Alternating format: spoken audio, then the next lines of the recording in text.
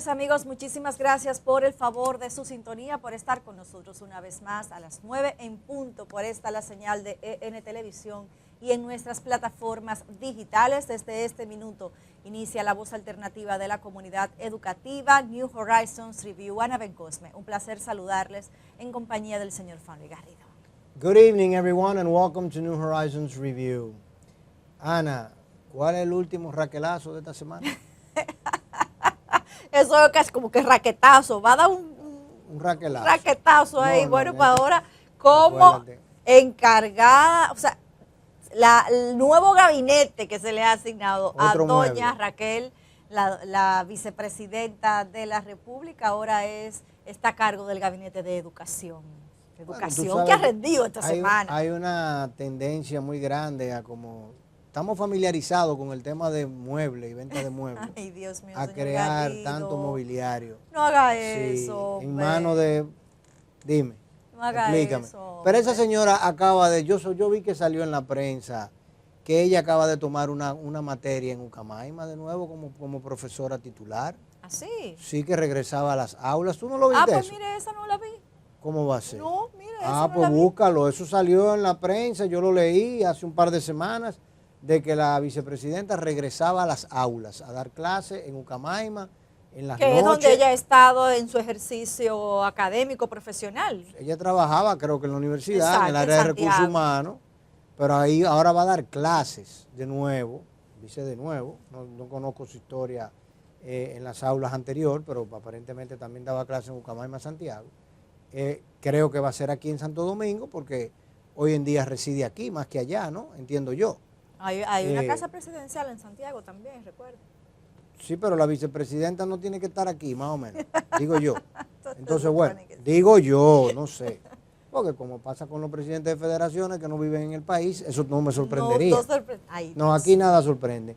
Pero entonces, ella va a dar clases en la universidad, es la vicepresidenta y maneja mucho mueble. Está a cargo de varios de los gabinetes. Ahora, la vicepresidenta ha salido buena gestora. O sea que el ministro de Educación a ella que le va a reportar. Vamos a ver cómo es que va a funcionar esto a partir de ahora, pero en efecto ella estaría presidiendo todo lo que está en gestión del gabinete.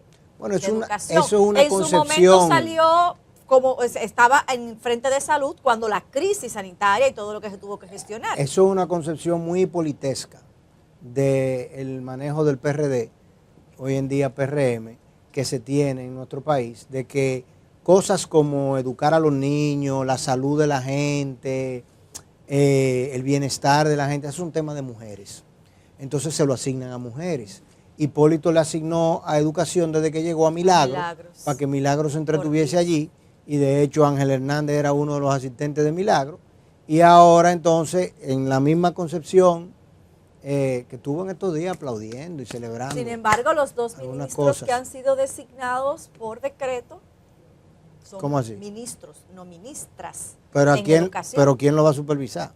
Bueno, pues ¿entiendes? O sea, fíjate que el presidente los lunes se junta con el de la policía, pero para lo de educación hay un problema ahí. Mira, de identificación de roles. Así es, de eso vamos a hablar ampliamente en nuestra conversación del día de hoy en temas de educación, pero también tenemos que tocar otros temas de interés a nivel internacional que se sigue complicando la situación en Medio Oriente. Muy complicado. Lo de esta semana no tiene ejemplo, una situación en extremo triste y dramática. El martes a las 3 de la tarde, Israel organizó un ataque terrorista impresionante sobre el pueblo del Líbano. Tú sabes que los miembros de Hezbollah, para que Israel no lo hackeara y no tomara la información, dejaron de utilizar celulares y utilizaban los famosos pagers o beepers, como le llaman aquí.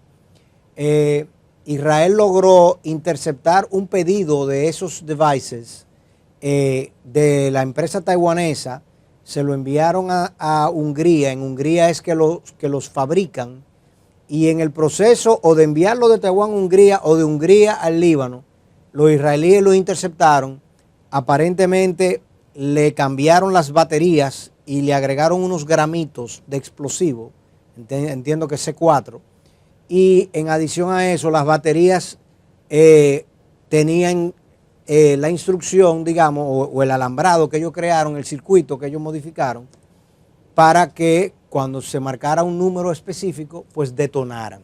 Y el martes a las 3 de la tarde lo hicieron detonar. Antes de hacerlo detonar, unos 3 o 4 días antes, fueron al hospital del Líbano y a todos los médicos norteamericanos que habían allí y médicos extranjeros les recogieron los aparatos que ellos tenían para darle mantenimiento. Apareció una empresa y fue a darle mantenimiento a todos esos beepers, se lo quitaron de la mano para que no fuese a haber cosas que explotaran, y luego entonces el martes detonaron.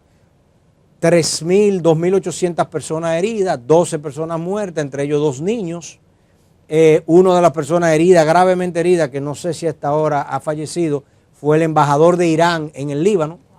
Y lo más interesante, o las dos cosas más interesantes, si se puede llamar así, dentro de todo este tema, es que el miércoles entonces hicieron detonar walkie-talkies y ahí murieron otras 26 personas y otros 2.000 y tanto heridos por unas detonaciones, menos detonaciones, pero mucho más intensas. Y cuando los heridos fueron llevados a los hospitales, los israelíes tenían en los hospitales personal de ellos para identificar uno por uno quién llegaba herido. Entonces ya ellos tienen la información de que si Ana llegó con un hoyo en la pelvis o con una mano llevada o con un cajetazo en la cara, de que tú eres un agente de Hezbollah. O sea que como medio de levantamiento de información, además de herir de manera específica a los miembros de Hezbollah, fue en extremo útil. Pero no conforme con esto, entonces el viernes atacaron al Líbano a un edificito y con un misil mataron otro líder de Hezbollah que desde el año 83-84 andaban detrás de él. Bueno, mucho drama, mucha sangre, una guerra que aparenta... Un hecho que 20 personas muertas y 450 heridas en ese misil, en ese ataque de misiles. Dicen que ante la Corte Internacional ese es un evento evidentemente de terrorismo, de un ataque a la población civil, de ninguna manera puede ser justificable. Imposible, definitivamente. Personas inocentes, infantes, eso es un drama que uno pide a Dios que libre y que lleve reflexión. Un nivel de sofisticación, se dice en español. Sofisticado, muy sí, sofisticado. muy intenso. Bueno, y que deja a todo el mundo preocupado. Así es. Señores, tenemos que pasar al siguiente bloque, hacer una pausa comercial y cuando regresemos estaremos conversando con María Teresa Cabrera, expresidenta de la ADP, docente, activista social, y hablamos de educación y muchas de las cosas que tienen que ver con la reforma y estos nuevos movimientos que desde el sistema pues han empezado a implementar o por lo menos a reflexionar. No se mueva que ya regresamos.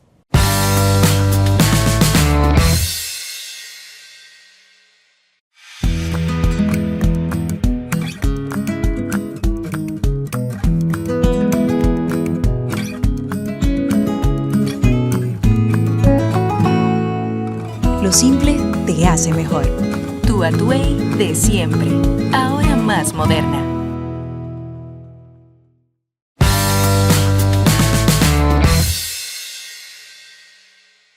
Amigos de New Horizons Review, muchísimas gracias por continuar con nosotros y como hemos dicho en el bloque anterior, pues tenemos que continuar hablando de educación y esta semana pues casi que como muletilla decimos más que nunca hay que hablar de educación, pero parece que lo que de alguna manera tememos desde muchos órdenes empieza a materializarse cuando desde el gobierno central una nueva propuesta pues preocupa a la ciudadanía y en este caso específico a los técnicos y académicos del sector educación, cuando el gobierno central propone la fusión del Ministerio de Educación y el Ministerio de Educación Superior, Ciencia y Tecnología. Bueno, Ciencia y Tecnología todavía está un poco parqueadita.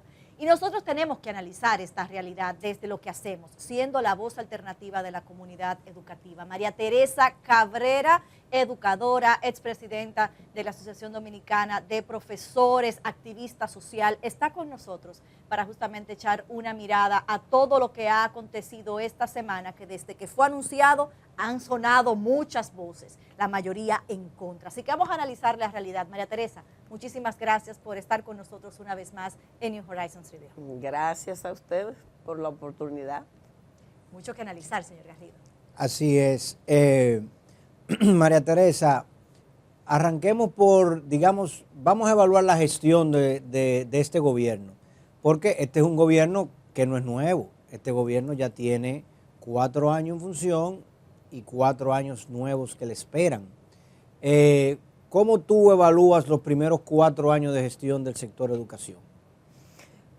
Bueno, yo creo que hay que establecer que está en el medio de estos 4 años el inicio, que fue en el marco de la pandemia.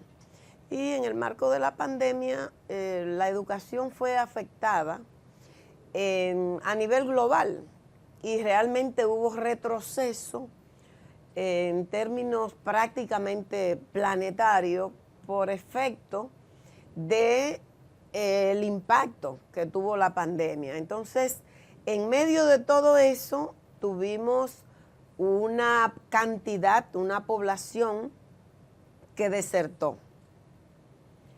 Pero ya que nos parece que tenemos como el tiempo para haber recuperado, haber logrado una reintegración de esa población que estaba dentro del sistema y que desertó en el marco de la pandemia. A eso se agregan los temas, los problemas preexistentes, porque en realidad seguimos teniendo antes de la pandemia una población fuera. Por ejemplo, la ley 6697 establece que los niños y niñas con 5 años de edad obligatoriamente deben estar La educación inicial. en el sistema, es decir, el último grado del nivel inicial. Dice la ley que es obligatorio. Las estancias infantiles. Exacto, pero en el sistema formal, pero todavía seguimos con una población que ronda el 20% de esos real. niños y niñas que están fuera. Pero eso era antes de la pandemia. Entonces la pandemia agrava porque hay unos que estaban dentro que desertaron. Y el nivel de reingreso de esa población que salió ha sido lento.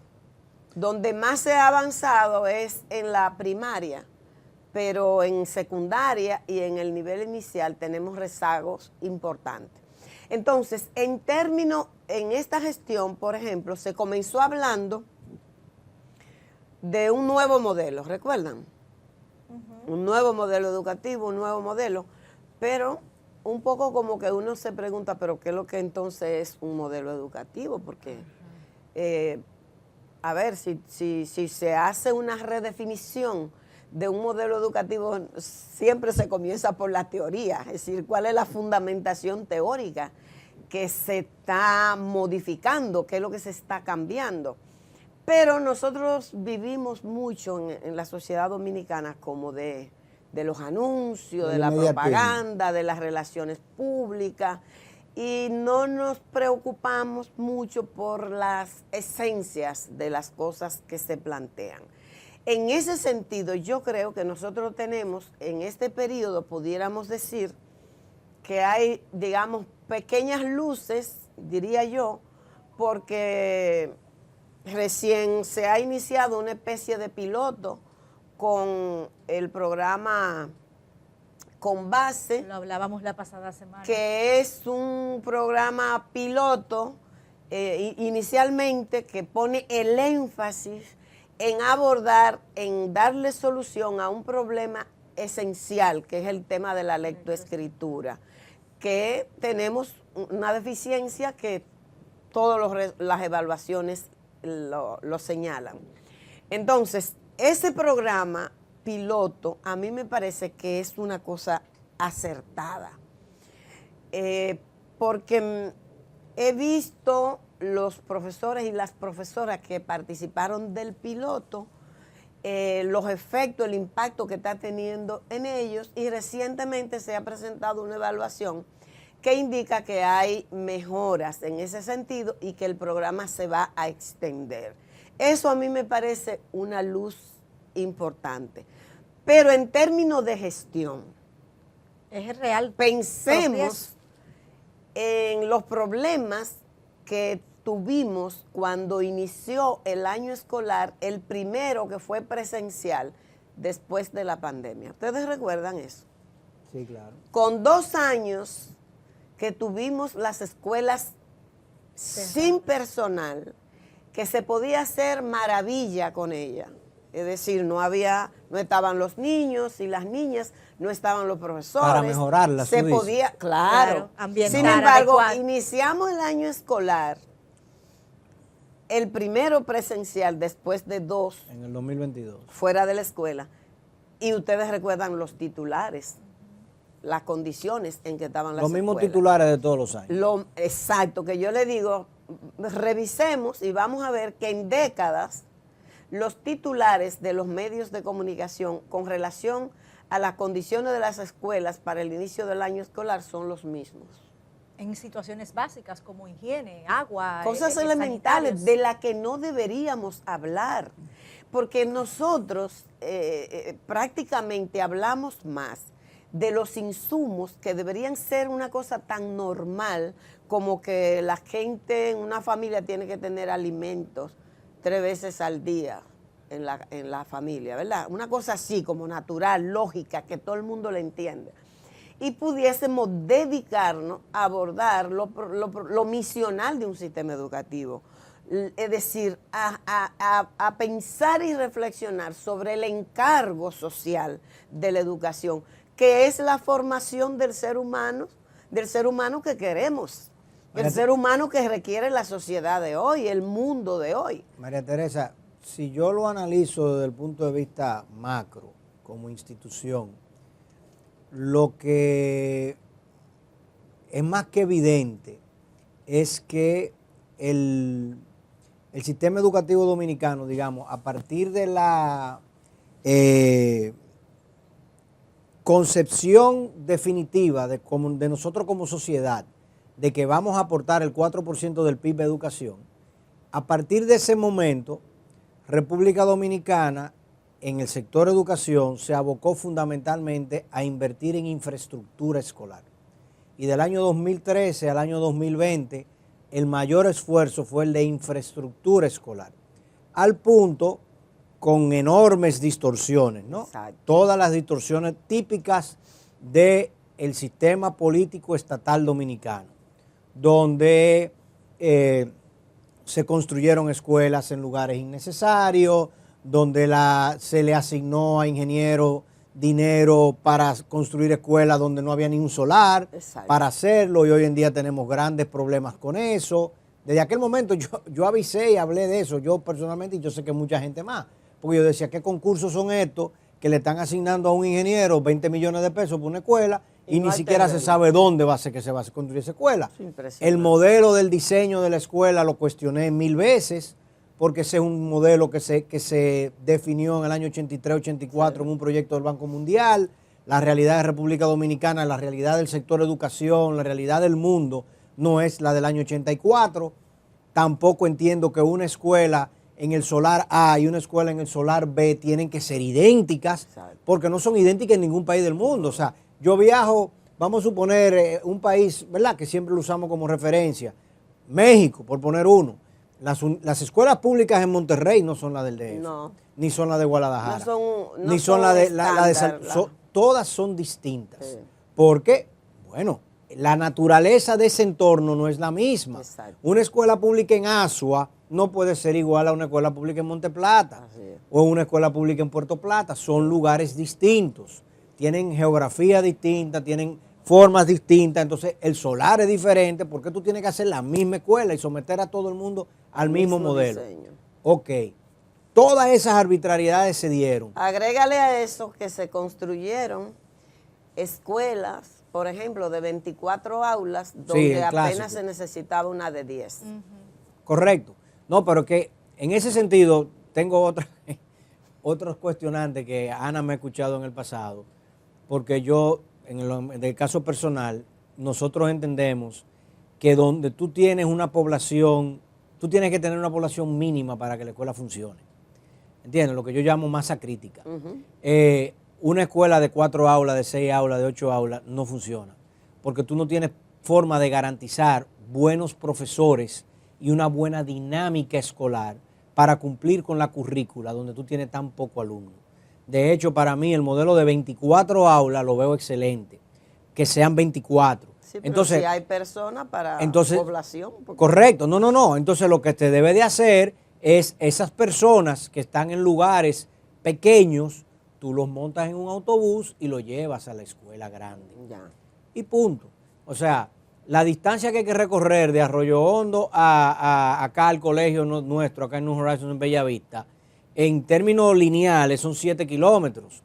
Pero cuando tú lo buscas en términos de tiempo, a una persona normal, a un dominicano, le va a tomar 45, 50 minutos, 1 hora llegar en la mañana aquí, desde Arroyo Hondo. Si tú tomas 1 hora de distancia en San Pedro de Macorís, tú llegas de San Pedro de Macorís a Tomayor 2 veces en un autobús. Sí. Entonces, ¿por qué yo tengo que en cada pedacito de tierra donde hay un grupo poblacional montarle una escuela? No. ¿Cuántos niños van a ir a esa escuela? 12 niños, 24 niños. Esos son 2 autobuses, un autobús y punto. Y lo llevo a un buen centro escolar, como se hace en todos los países del mundo. Pero ¿qué resulta, María Teresa? Que aquí en el año 2017, 2018, 19, cuando ya Danilo y el PLD habían gastado todo el dinero que podían justificar de obras públicas y habían hecho toda la marrulla y todos los líos que se podían armar a través del Ministerio de Educación, ya no había más escuela que construir. Y llegó un punto, entonces, lo que se decía era, tenemos que terminar las escuelas, como pasó con los hospitales, que teníamos 53 hospitales y que se intervinieron al mismo tiempo y al final... Todavía hoy el Morgan no es Morgan. Exacto. La ciudad sanitaria, ahí está el pobre José Joaquín Puello pidiéndole y rogándole al presidente de la República que se recuerde que esa ciudad sanitaria inaugurada en el gobierno tras anterior sigue sin estar vigente, una inversión estatal enorme, ni hablemos de los demás centros hospitalarios que se intervinieron todos juntos. Entonces en el sector educación se llegó al momento de que, mira, lo que necesitamos es terminar esas escuelas y arreglar las que están mal. Entonces, llega el nuevo gobierno, se encuentra con el COVID, se inventan, porque este señor, ¿cómo era que se llamaba? El ministro anterior, Dios mío, Roberto Fulcar, él iba a anunciar la apertura del año escolar. Y lo llamaron a Palacio y le dijeron, no, aguántate, espérate. Y entonces se detuvo el anuncio 48 horas y 48 horas más tarde dice en agosto, no, lo vamos a postergar hasta noviembre para iniciar las clases el 2 de noviembre, que siempre lo vi como un día muy interesante porque es el día de los santos difuntos. Sí. Y precisamente lo que le declararon fue el final al sector educación. Y lo terminaron de levantar los santos y todo el prácata, el epitafio completo, ¿tú entiendes? En el año 2020. Para inventarse que vamos a contratar a un grupo de especialistas de películas de República Dominicana para que hagan películas y videos y cortometrajes de educación y ese dinero de educación lo vamos a utilizar para otra cosa a través del partido y para a través del gobierno. Y nos dieron cover por 2 años, que no había necesidad, que colegios dimos clases normales todo el tiempo, que le dimos clases remotas, que le dimos clases normales, y el aparato estatal decidió cerrar y claudicar. Y tal como tú señalas, el presupuesto no apareció para arreglar las escuelas. No, increíble. Entonces, ahora mismo estamos de nuevo en la situación que parecía superada. O sea, el problema en el 18 no era de falta de aulas. De hecho, yo conozco escuelas, te puedo llevar a verla, que están totalmente cerradas, nuevecitas y habilitadas, con todas las 24 aulas ahí construidas, con patio, cancha y todo, y no tienen alumnos. Pero en los lugares grandes tenemos 2 problemas. Que los dominicanos no encuentran aula, ¿verdad? porque están sobrepobladas con estudiantes inmigrantes extranjeros, y al mismo tiempo otras que están supremamente deterioradas. Y como que no veo de esta gestión gubernamental en educación grandes anuncios de infraestructura. Entonces, si no se está invirtiendo en infraestructura, ¿qué es lo que estamos entrenando a los profesores? ¿Se está gastando mucho en esa parte? Mira, a mí me encanta porque no suele casi incluirse una variable que tú mencionas en el análisis de la problemática de la educación, que a mí me parece que es uno de los problemas esenciales. Y es lo que tiene que ver con la herencia, cómo los rasgos del sistema político, el clientelismo, permea, la corrupción y la impunidad, la debilidad institucional, la centralización, cómo se transfieren al sistema educativo y frenan las posibilidades de avance, porque todo está atravesado por esto. Si usted se va a la nómina del Ministerio de Educación, tú sabes que te pueden aparecer 3 personas para una misma función. ¿Por qué?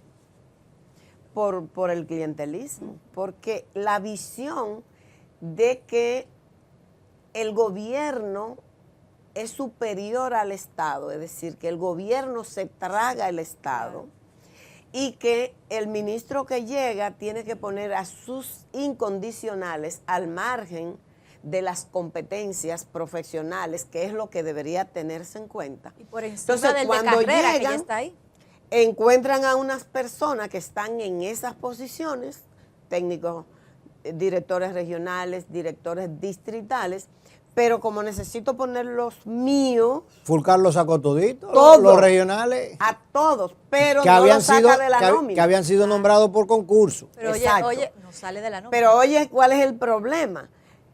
Como la lógica clientelar me dice, es que yo tengo que poner incondicionales míos. Y más si la gente tiene proyectada armar Una carrera política. Una carrera política. Claro. Entonces dice, bueno, pero no lo puede cancelar. Entonces lo mantiene con el mismo salario. Sin oficio. Le pone cualquier cosa para justificar, pero sigue en la nómina con el mismo salario.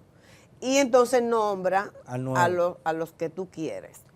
Eso es una forma de una expresión concreta de cómo el clientelismo se manifiesta en el sistema, cómo contribuye a dilapidar recursos y cómo impacta directamente en los procesos que se dan en el aula, que es a fin de cuentas donde tiene lugar el proceso de enseñanza-aprendizaje. Pero si tú te vas a la nómina administrativa, igual. Entonces, aquí casi no se menciona ese problema que es fundamental para abordar la solución de la educación dominicana. ¿Entiendes? Esa herencia.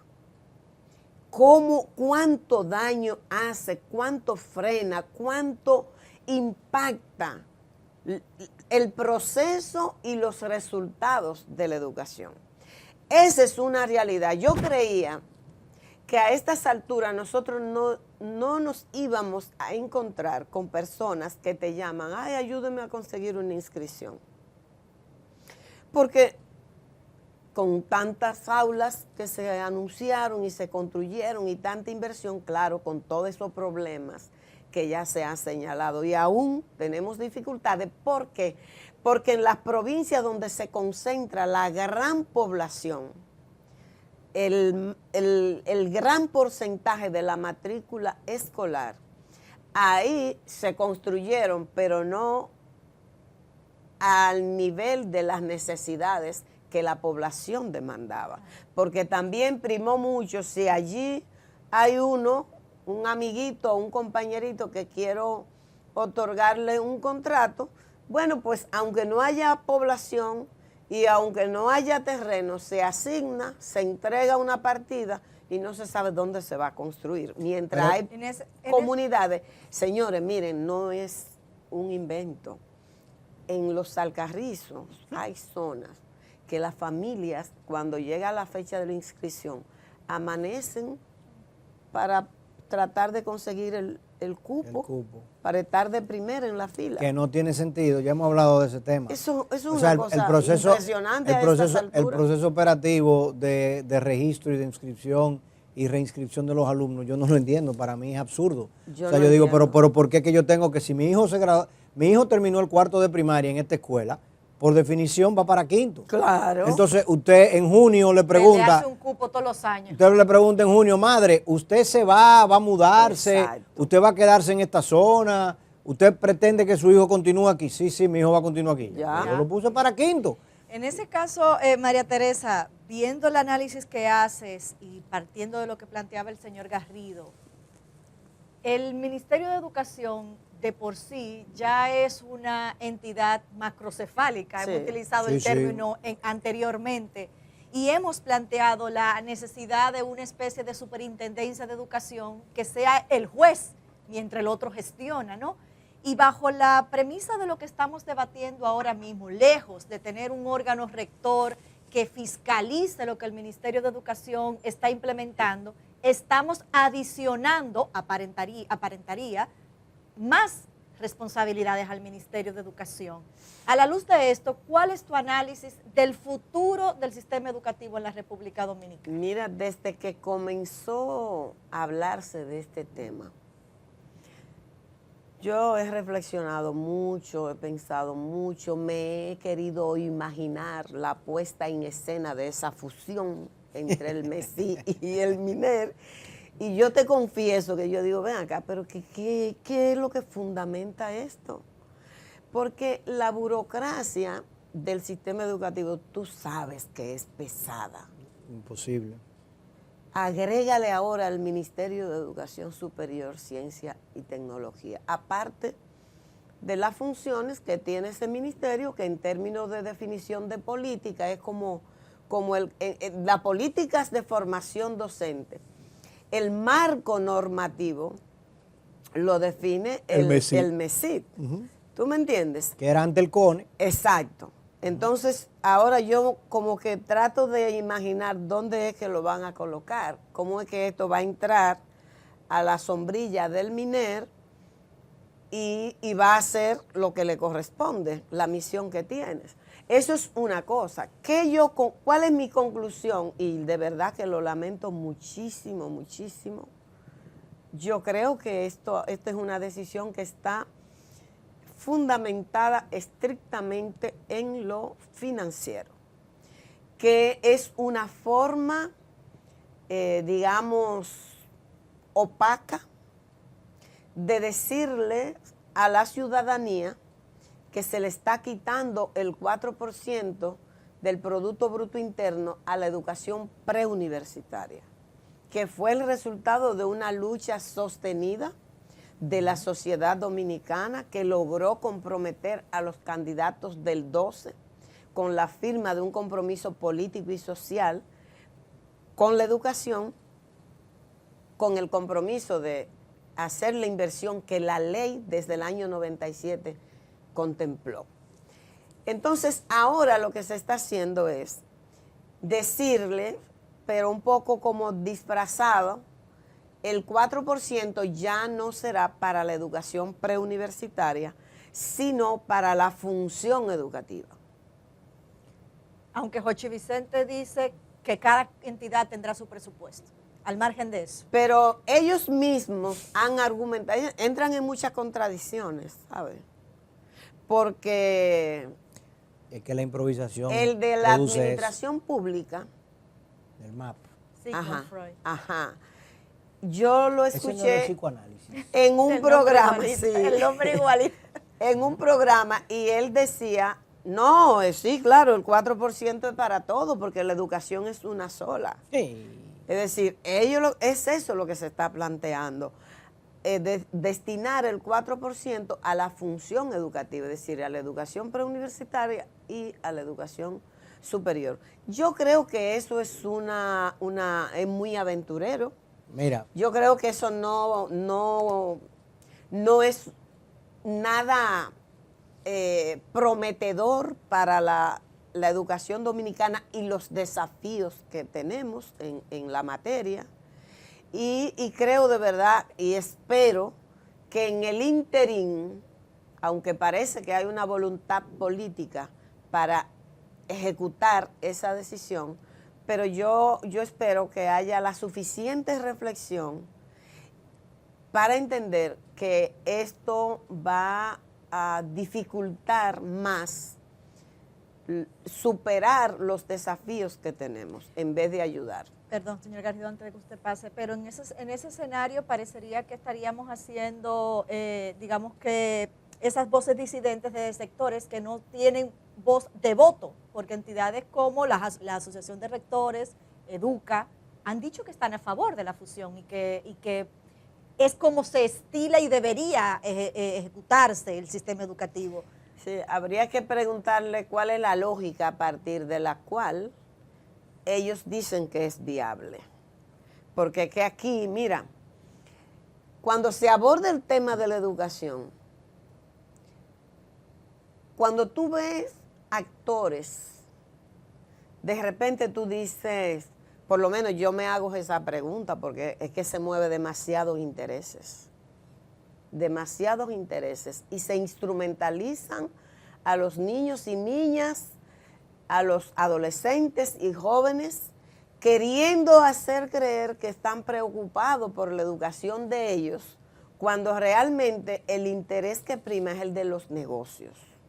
Y a veces uno escucha a una persona y entonces yo que suelo como tratar de ir más, de ver lo que no está obvio, comienzo a ver cuando la gente van cambiando como los discursos y van acomodando las cosas, entonces tú no sabes si es un problema de un contrato. Cuando tú lo oyes que están acabando, tú no sabes si fue que le negaron un contrato, si fue que le pusieron una traba para algo, o si es de verdad, si hay un negocio pensado, que la educación ha sido entendida, cada vez más se va entendiendo como un espacio, una oportunidad de negocio, más que la que tiene la misión, el encargo social de formar el ser humano que requerimos en la actualidad, que es lo verdaderamente misional. Es entender la educación como lo que tiene que ser, con su dimensión ético-axiológico, que es lo que permite ese proceso de humanización, porque tú puedes saber mucho, tú puedes tener muchos conocimientos disciplinarios, pero no puedes convivir con nadie, no puedes interactuar con nadie, no puedes discutir un conflicto a partir de la argumentación, sino que lo quieres resolver todo en el terreno del honor, como dice un amigo mío, cuando la gente, por cualquier discusión mínima, agarra una pistola y dispara. Yo te voy a poner la forma más sencilla de evaluar de si ese proyecto de ejercicio de consolidar educación inicial, que es muy importante. Sabemos que el Ministerio de Educación de la República Dominicana no lo toca, apenas hay 230 estancias infantiles, de las cuales no están funcionando todas, ¿entiendes? Donde deberíamos tener más de 1000 estancias infantiles diseminadas por todo el país, atendiendo a los niños desde los 2 años. O sea, y toda la complejidad de la educación inicial hasta los 6 años, que es la más importante de todas. Luego la educación primaria, intermedia y de bachillerato preuniversitario. Ese renglón, todo el mundo sabe que el sector privado en República Dominicana esa tarea la hace mejor que la escuela pública. Creo que ahí podemos estar de acuerdo, ¿verdad? Que los colegios privados... Pero segmentados, sí, algunos. Hay muchos cuidos por ahí. Sí. Y hay, estamos de acuerdo. Hay escuelas públicas que hacen también que lo hacen bien, trabajo. Estamos de acuerdo. Pero cuando tú mides el promedio de los privados es ligeramente superior al de los públicos. Aunque tú tengas, y el promedio de los privados es superior. Y los mejores privados son relativamente mucho más que los mejores públicos. O sea, en porcentaje. Si tú me dices... Con relación proporcionalmente. Proporcionalmente, correcto. O sea, tú dices, mira, Por la cantidad también que hay. No, proporcional, porcentaje. O sea, si tú dices hay 1.200 escuelas y de esas 1.200 escuelas hay 50 que son muy buenas, tú estás hablando de un 4%, un 3%. Los colegios privados muy buenos son más del 3%. Entonces, en definitiva, el sector privado lo hace ligeramente mejor que el público. No hay una universidad privada que tenga un colegio privado bueno. Hay varias que han intentado tener colegio privado, pero no lo hacen bueno, no lo hacen bien y terminan cerrándolos, fusionándolos, desapareciéndolos.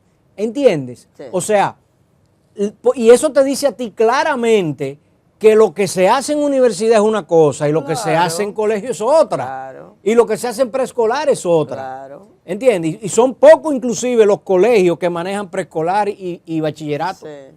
No lo hace mucha gente y que lo haga bien cada menos. nivel tiene su función. Tiene su Es función. una escuela en sí misma. Exactamente. Entonces cuando tú dices, ven acá, entonces el que lo hace mal, desde el punto de vista de la gestión pública, a ese yo le voy a asignar también la universitaria.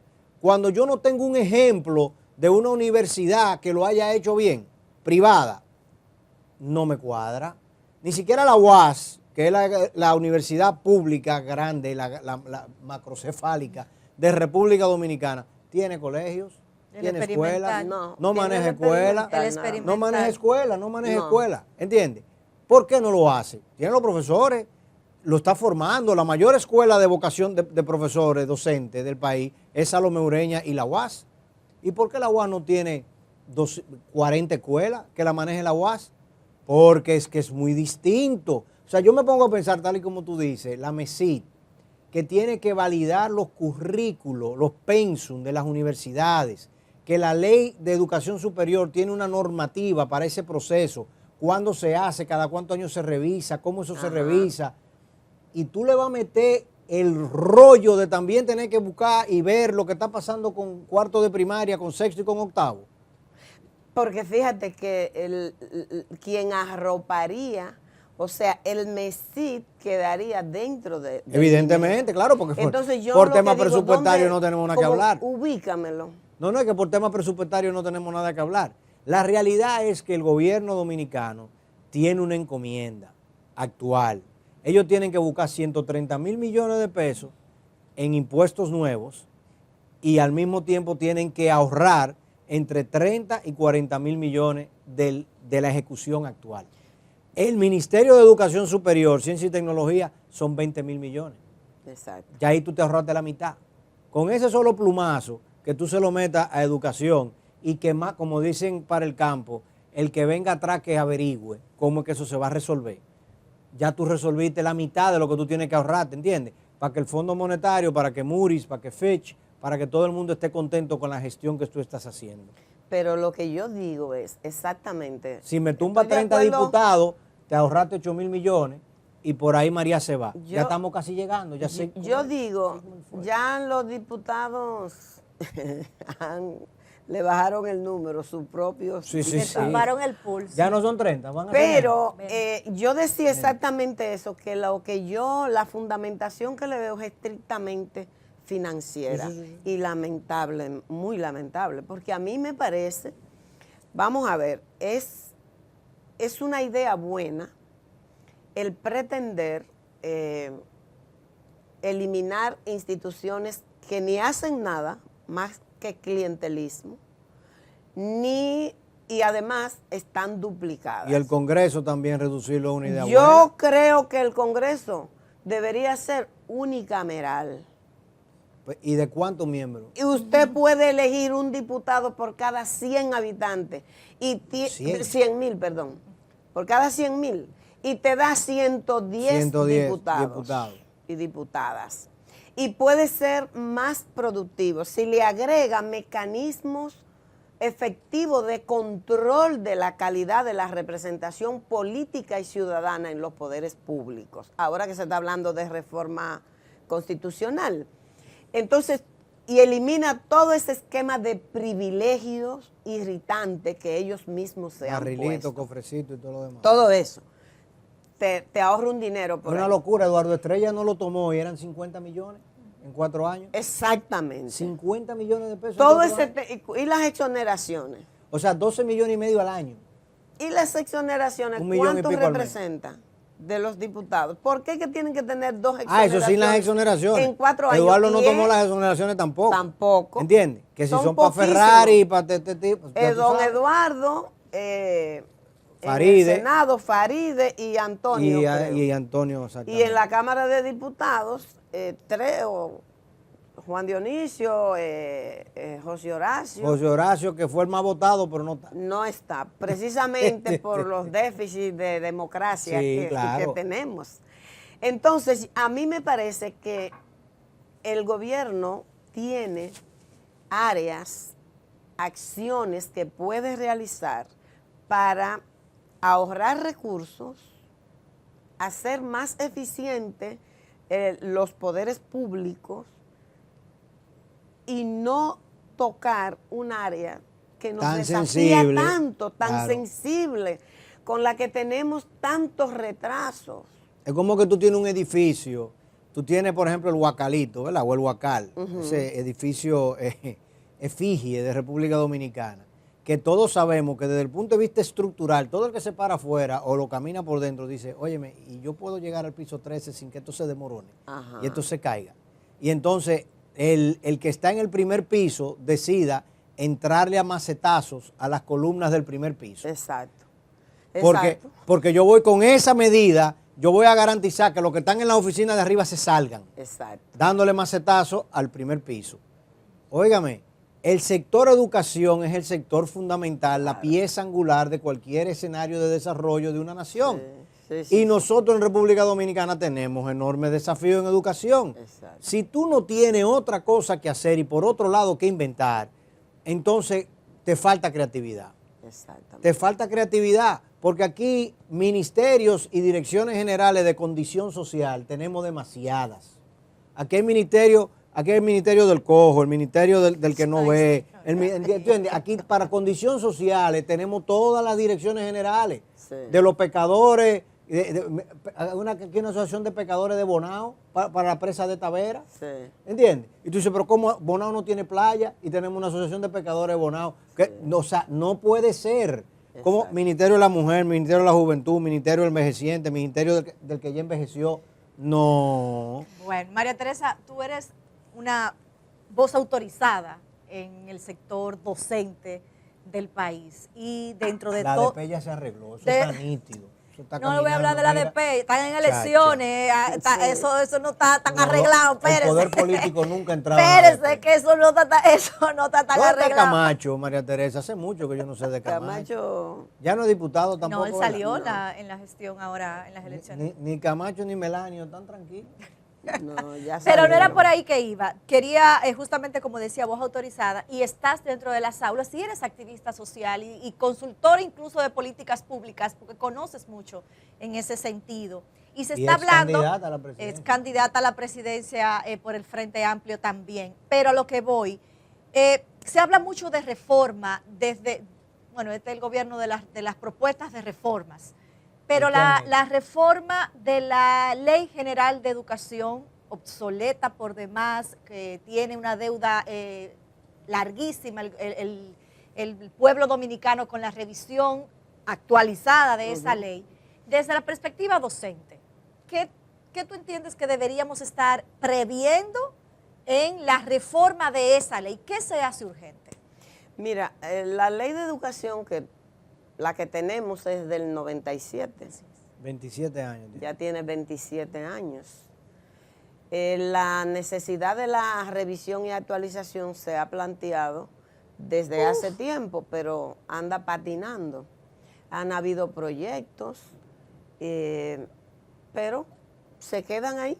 Ahora de nuevo hay un documento que supuestamente ya se somete a discusión.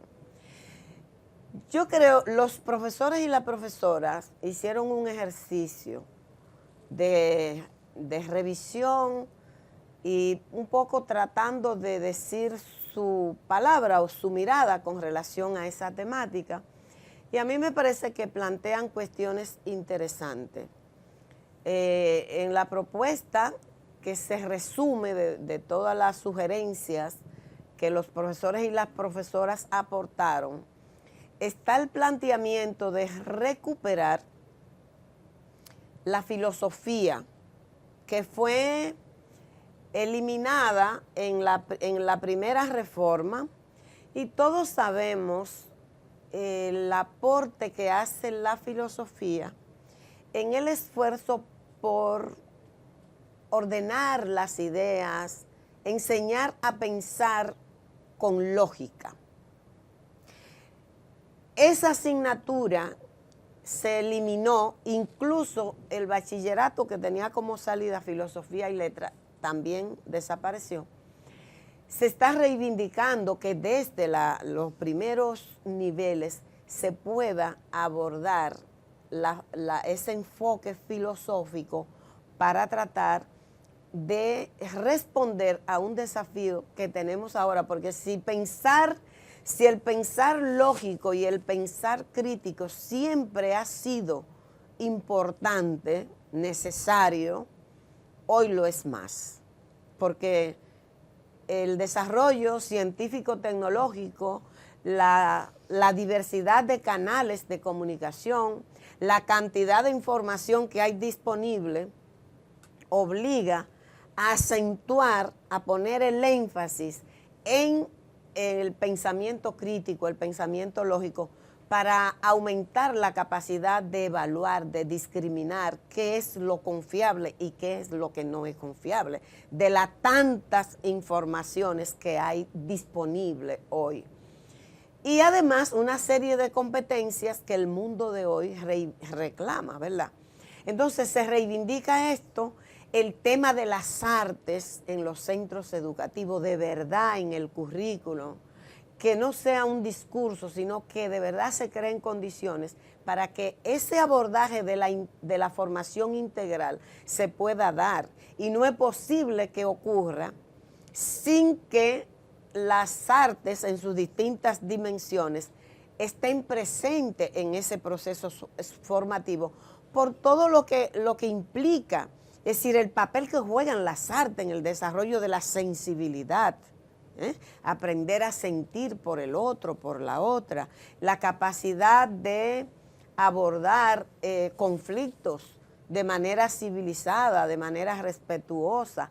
Los temas medioambientales se plantearon en el resumen que los profesores y las profesoras señalaron, reivindicaron una cosa importante, la educación laica, el tema de la educación sexual, los valores que se plantean que deben estar contemplados en la ley, la mirada de la educación física, dejar de verla como el maestro de deporte y entender que el deporte es importantísimo, es una dimensión de la educación física, pero que la educación física implica más. Claro. No se puede pensar la educación integral sin la educación física también, que implica educar para la salud, educar para la higiene, educar para la alimentación, ¿verdad?, para el juego con sentido pedagógico, los valores democráticos que se afirman, porque hay reglas. Tenemos que romperlo y hacerlo de nuevo, definitivamente. Exacto. ¿Tú recuerdas a la CEVAC?